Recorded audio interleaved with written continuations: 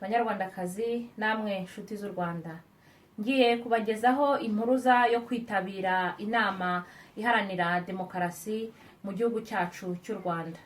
Iyo nama izabera i Montreal muri Canada kuwa gatandatu tariki 21 Gicurasi 2016. Iyo nama yateguwe n'urugaga Amahoro Iwacu 2017 rugizwe n'imiryango iharanira uburenganzira bw'ikiremwamuntu na demokarasi ndetse n'imiryango iharanira ubumwe n'ubwiyunge bw'Abanyarwanda.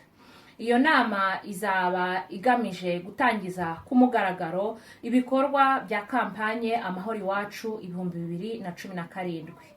Iyo kampanye izaba iyo gukangurira Abanyarwanda guhaguruka no guharanira itangira rya demokarasi nyayo mu mwaka w'2017 ubwo manda ya Perezida Kagame izaba irangiye. Banyarwandakazi, igihe kirageze ko Abanyarwanda duhaguruka tukitorera abayobozi mu bwisanzure nta gitugu dushyizweho mu buryo ubwo ari bwo bwose.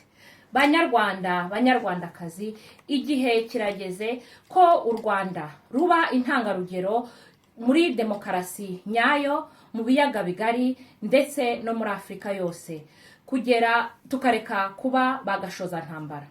Bana b'u Rwanda, nimuhaguruke twese hamwe duharanire uburenganzira bwacu, maze umwaka w'2017 uzadusigire ubwisanzure buhamye duhawe na demokarasi.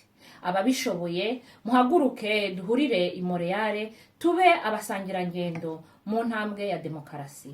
Amahoro Iwacu 2017.